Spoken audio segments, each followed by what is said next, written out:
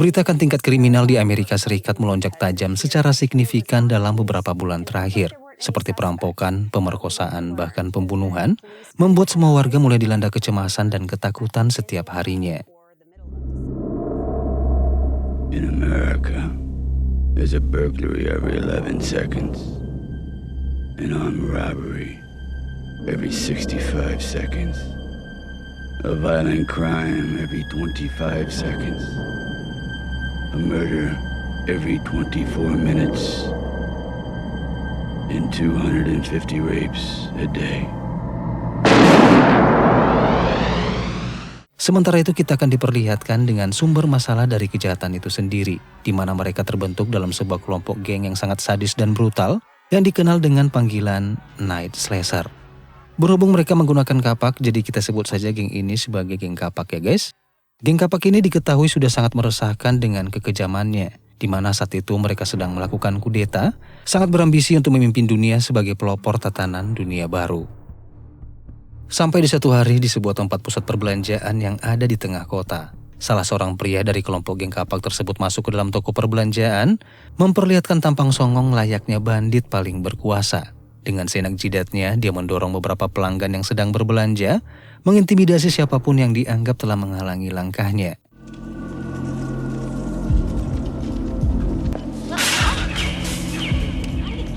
Can I help you?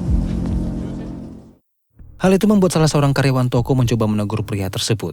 Namun seakan tidak peduli dengan si karyawan, pria itu langsung saja mengeluarkan senjata dari balik jaketnya. Lalu dengan membabi buta dia melepaskan tembakan ke arah barang-barang, hingga terjadilah kepanikan dan teriakan ketakutan di dalam sana.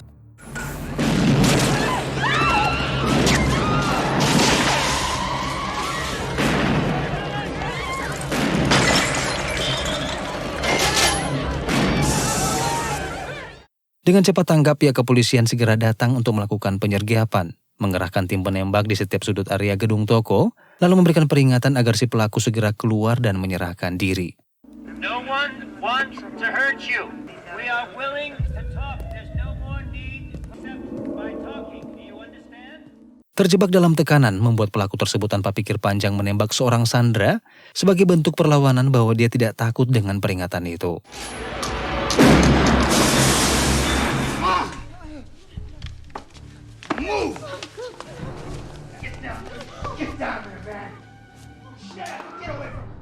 Pihak kepolisian yang mulai khawatir dengan keselamatan orang-orang yang masih terjebak di dalam toko.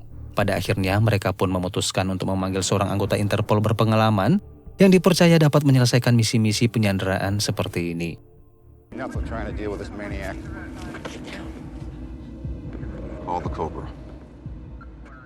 Tidak perlu menunggu waktu lama, sosok yang ditunggu-tunggu akhirnya tiba di lokasi. Pria ini bernama Marion gak pakai jola dan mendapatkan julukan atau panggilan sebagai Cobra. How bad is it? It's bad. Any ID on the guy? Saat itu juga Cobra pun langsung beraksi. Dia masuk lewat pintu belakang toko dan melihat si pelaku dari celah rak toko sedang menyandera dan mengancam beberapa orang korbannya. Tidak ingin bertindak gegabah, Cobra yang sudah sangat paham apa yang harus dilakukan dengan situasi seperti itu, saat itu juga memutuskan untuk bermain-main terlebih dahulu dengan si pelaku.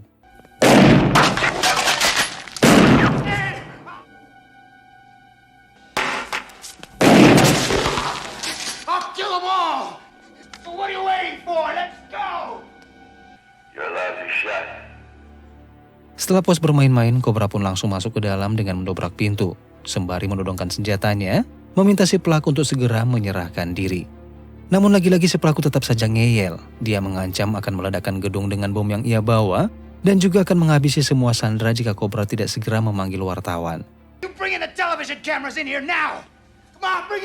Kesal mendengar colotan si pelaku yang tidak masuk akal, membuat Cobra perlahan-lahan mengeluarkan sebilah pisau dari sakunya, dan dengan gerakan cepat ia lemparkan pisau itu hingga menancap di selangkangan si pelaku dan melepaskan tembakannya hingga si pelaku pun tewas seketika.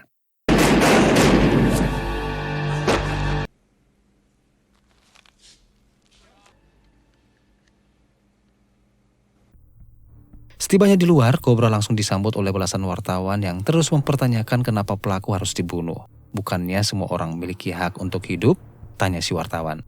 Mendengar ucapan itu membuat Cobra pun kesal dan langsung menyeretnya untuk melihat jasad seorang korban terbunuh, sambil mengatakan bagaimana jika korban tersebut adalah anggota keluargamu. Si wartawan pun langsung terdiam membisu, seakan menyesali akan pertanyaannya itu. You tell that to his family, huh? Setibanya di rumah, Cobra mendengar berita yang menyiarkan kekejaman geng kapak yang saat ini semakin anarkis dan semakin brutal, di mana mereka secara terang-terangan mempublikasikan tindakan mereka ke khalayak ramai. Mendengar berita itu membuat Cobra sangat khawatir dan mulai merasa tidak tenang, karena beban tugasnya sebagai seorang penegak hukum dipastikan bakalan semakin sulit ke depannya. Malam harinya, geng kapak lagi-lagi ingin menunjukkan kesadisan mereka kepada publik dengan cara melenyapkan nyawa seseorang.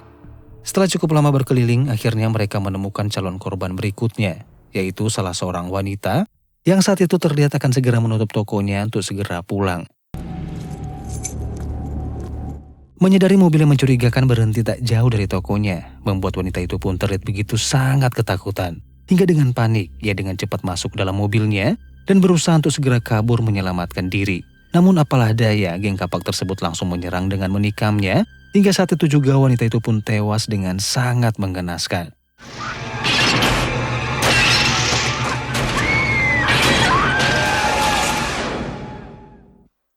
Di malam berikutnya, lagi-lagi mereka menjalankan aksi dengan perlakuan yang tak kalah keji dengan malam sebelumnya. Mereka memilih calon korbannya secara acak dengan berpura-pura menabrak mobil si korban sehingga dengan terpaksa si korban menghentikan mobilnya di tengah jalan.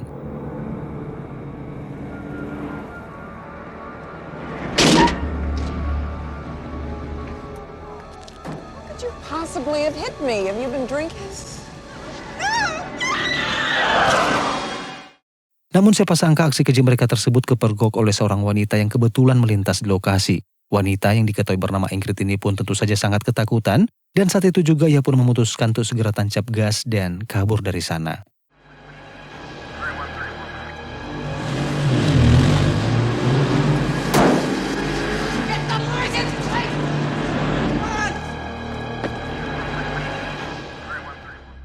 Meskipun berhasil kabur, namun wajah dan plat mobil Ingrid berhasil ditandai oleh mereka. Alhasil, Ingrid pun dijadikan sebagai target untuk diburu, yang dianggap adalah saksi kunci pembunuhan yang telah mereka lakukan. Di keesokan paginya, pihak kepolisian mulai geram setelah mengetahui semakin banyaknya warga kota yang menjadi korban.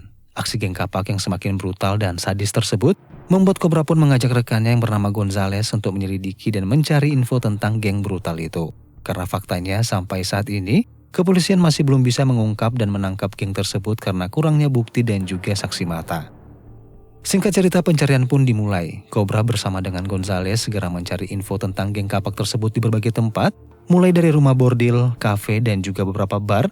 Namun sayangnya usaha mereka belum juga membuahkan hasil.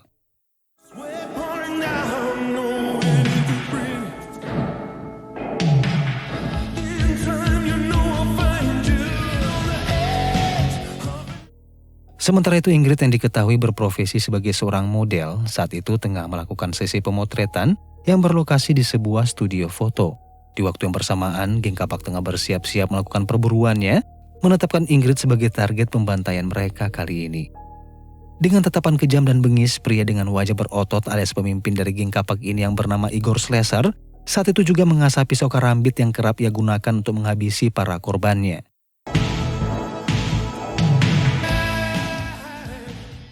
Setelah selesai bekerja, Ingrid pun bersiap-siap untuk segera pulang. Pemilik studio foto bernama Dini yang selama ini naksir pada Ingrid dengan setengah memaksa menawarkan bantuannya untuk mengantarkan Ingrid pulang ke rumah. Namun ya tahulah ya, maksud tujuannya adalah ingin mengajak Ingrid tidur bareng.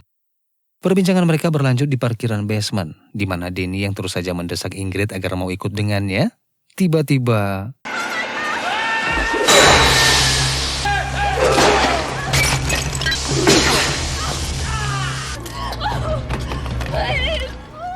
meskipun Ingrid sempat diselamatkan oleh security penjaga gedung, namun hal itu justru naas buat sang security, di mana tembakan yang meleset membuatnya harus meregang nyawa ditubruk oleh mobil Igor dengan kecepatan tinggi.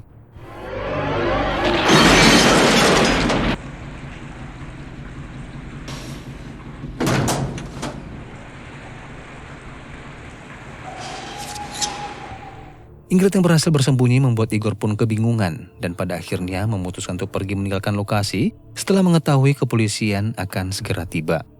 Di rumah sakit, Ingrid diinterogasi dengan rentetan pertanyaan oleh Cobra dan juga Gonzales, di mana mereka meminta Ingrid untuk mengingat-ingat ciri-ciri si pelaku. So in other words, in the last few weeks there hasn't been anything, right? No threatening calls. I think there was 3 of them. So what do you think? Berdasarkan informasi dari Ingrid, akhirnya Cobra berhasil menggambar sketsa wajah dari pemimpin geng kapak, yaitu Igor Slesser. Dan untuk semakin memperkuat fakta, Cobra pun memutuskan untuk menyelidiki sidik jari di pakaian Ingrid, sementara Gonzales malam itu diminta untuk tetap stay menjaga Ingrid di rumah sakit. Sementara itu, Igor terlihat begitu sangat marah karena baru kali ini dia gagal memburu targetnya.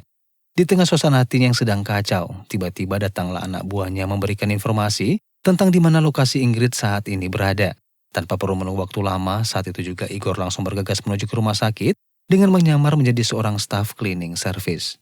You men are supposed to use the service elevator. Remember the health code. Next time. Di sisi lain, Cobra mencoba menelpon Gonzales untuk sekedar menanyakan situasi di rumah sakit. Mendengar pertanyaan Cobra, sontak Gonzales pun kaget karena ternyata dia saat ini sedang berada di kantor bukanlah di rumah sakit. Menurut informasi dari Gonzales, kalau tadi Cobra menyuruhnya agar kembali ke kantor untuk mengambil beberapa berkas penting. Cobra pun yang merasa kalau Gonzales baru saja dikelabui oleh Igor, saat itu juga Cobra langsung menyuruh Gonzales untuk segera kembali ke rumah sakit. Sementara Cobra yang baru saja ingin keluar dari ruangannya, tiba-tiba diserang oleh antik-antiknya Igor dengan senjata kapak.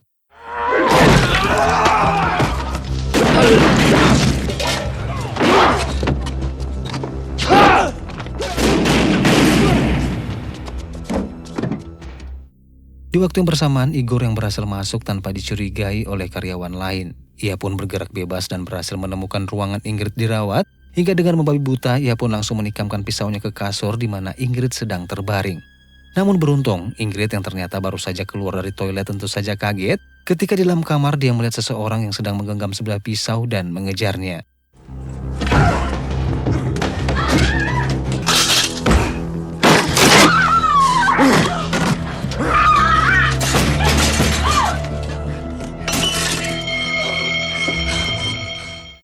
Suara alarm tanda darurat itu membuat semua orang panik dan berhamburan keluar untuk menyelamatkan diri.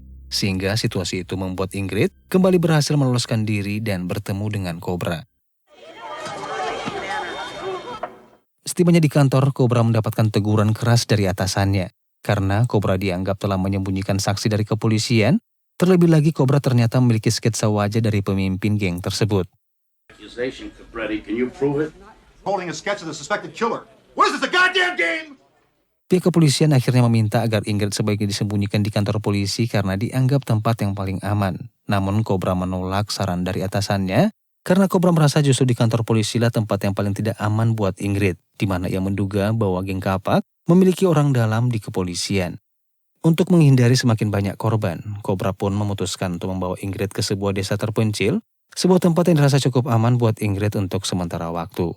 Atasannya pun akhirnya tak bisa berbuat apa-apa selain membiarkan Cobra melakukan rencananya itu. Sebelum berangkat ke desa yang dituju, Gonzales memperkenalkan salah satu anggota poluan bernama Sarah yang akan ikut bersama mereka untuk membantu mengawal dan menjaga Ingrid di sana nantinya. Saat memasuki mobil, mereka tak menyadari beberapa pria terlihat sedang mengawasi dan membuntuti perjalanan mereka.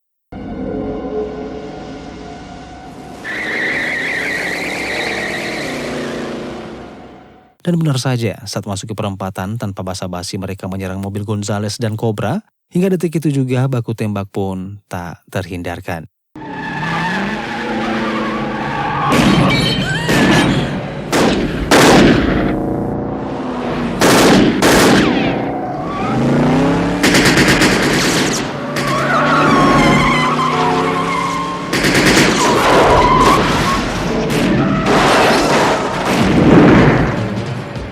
Kejar-kejaran dan baku tembak itu pun berakhir ketika mobil yang dibawa oleh Cobra terperosok dan terbalik. Beruntung mereka selamat, sementara Igor memutuskan untuk kabur setelah menyadari kalau Cobra bukanlah orang sembarangan. Kejadian itu membuat Cobra lagi-lagi harus mendapatkan teguran dari atasannya. Aksinya itu benar-benar sangat disesalkan karena dianggap tindakan bodoh layaknya sebuah misi bunuh diri. Demi keselamatan Ingrid, atasannya pun memutuskan untuk menggantikan tugas Cobra dengan polisi lain dan Ingrid diamankan dan diminta untuk tinggal di kantor polisi sementara waktu. Namun Cobra tidak terima, dia tetap bersikeras dengan misi dan tujuannya tersebut untuk membawa Ingrid keluar dari kota New York secepatnya. Misi mereka yang sempat tertunda akhirnya kembali dimulai. berangkatlah Cobra membawa Ingrid ke desa tujuan yang juga dikawal oleh Gonzales dan Sarah sesuai dengan rencana awal. Di dalam mobil, Ingrid mengungkapkan akan ketakutannya jika saja Cobra gagal menyelamatkannya, maka ia pun akan berakhir terbunuh oleh Igor dan kelompok geng kapak. Namun Cobra mencoba meyakinkan Ingrid dengan mengatakan bahwa itu tidak akan pernah terjadi selagi Cobra masih berada di sampingnya. Dan Ingrid pun yang mendengar hal itu pada akhirnya agak sedikit tenang dan mulai terlihat jatuh hati pada Cobra. Beberapa saat kemudian mereka memutuskan untuk berhenti terlebih dahulu di sebuah refilling station untuk mengisi bahan bakar. Sambil rehat sejenak, mereka pun mengambil kesempatan untuk membeli minuman dan juga makanan ringan di sebuah minimarket. Dan setelah selesai, mereka pun kembali melanjutkan perjalanan.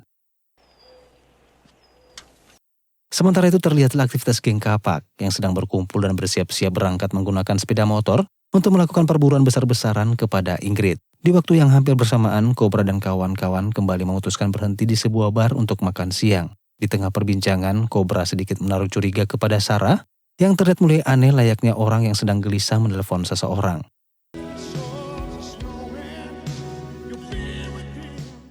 Singkat cerita, malam pun tiba. Perjalanan menuju ke desa tujuan pada akhirnya ditunda, di mana malam itu mereka memilih untuk menginap di sebuah motel sebelum kembali melanjutkan perjalanan di keesokan harinya.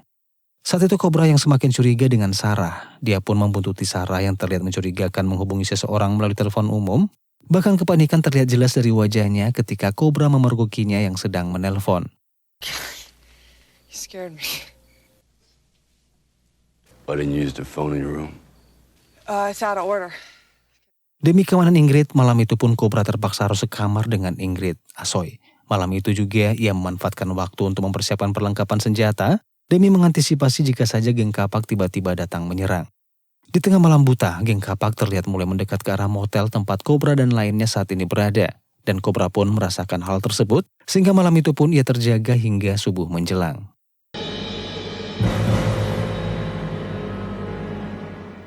Singkat cerita, pagi pun tiba. Di saat mereka hendak melanjutkan perjalanan, tiba-tiba Sarah menghilang entah kemana. Curiga dan tidak beres dengan Sarah, Cobra dengan cepat menyuruh Ingrid untuk kembali masuk ke dalam motel demi keselamatannya. Dan benar saja, kecurigaan Cobra pada Sarah ternyata benar-benar tidak terbantahkan, di mana Sarah terlihat sedang berbicara dan memberikan petunjuk kepada beberapa pria yang berada di dalam mobil yang diduga adalah komplotan dari geng kapak.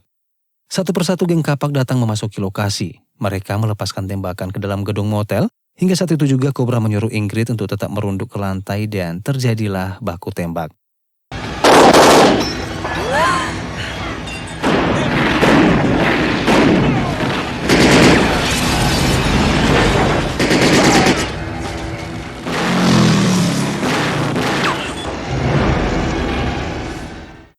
Sialnya di tengah baku tembak yang sedang berlangsung, Gonzales tiba-tiba terkena tembakan, namun beruntung tembakan itu hanya mengenai kakinya. Situasi yang semakin memburuk membuat Cobra berinisiatif membawa Ingrid pergi dari sana menggunakan mobil pick-up.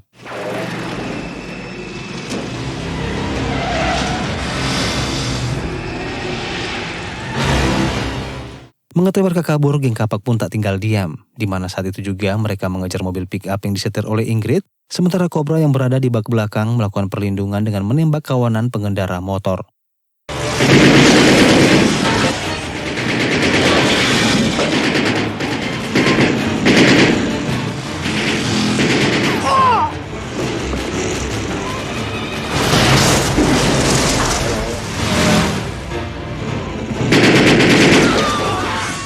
Hingga akhirnya Ingrid dan Cobra berhenti dan memasuki sebuah lahan kebun jeruk. Berharap di sana jejak mereka tidak diketahui, namun tetap saja langkah mereka terlacak dan para geng kapak terus mengejar mereka.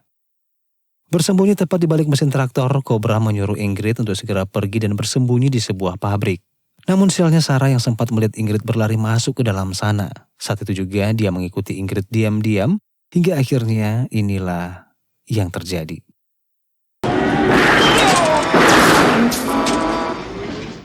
Security penjaga pabrik yang tewas akibat salah sasaran membuat Cobra dengan segera menyusul masuk ke dalam untuk melindungi Ingrid. Dengan kecerdikannya, Cobra membuat jebakan menggunakan granat yang ia selipkan di atas sebuah mesin. Setelah geng kapak masuk, Cobra langsung menembak granat tersebut hingga meledak.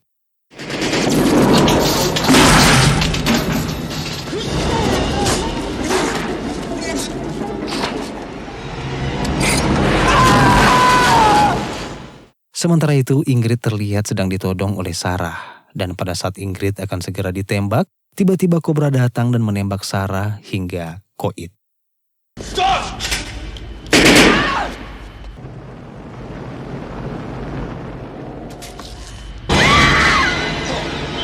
Hingga tersisalah seorang diri sang pemimpin geng kapak, yaitu Igor.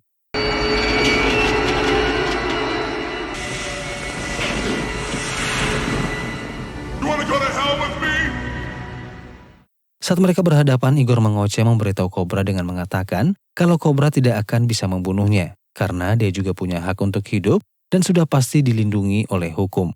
Namun dengan tegas Kobra menjawab bahwa saat ini hukum apapun sedang tak berlaku untuknya dan hukum negara tidak pantas diberikan kepada orang seperti Igor.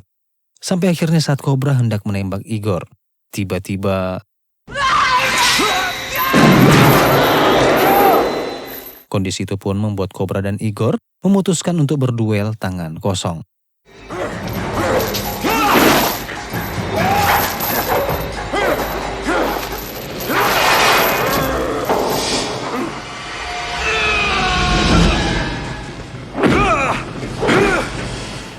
Pukulan demi pukulan yang cukup telak membuat Kobra sempat kewalahan. Namun Kobra berhasil membalikkan situasi, mengaitkan Saiful ke salah satu kail yang digerakkan oleh mesin ke arah api pembakaran.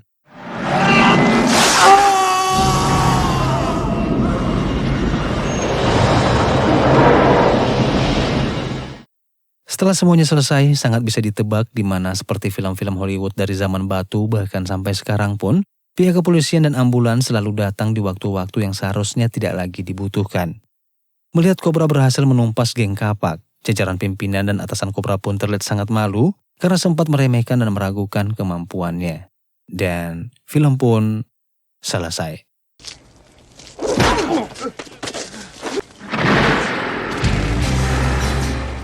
Baik teman-teman, sampai di sini dulu aja perjumpaan kita di alur cerita film kali ini. Harapan saya semoga teman-teman terhibur. Terima kasih sudah menonton, saya pamit dan sampai ketemu lagi di alur cerita film selanjutnya.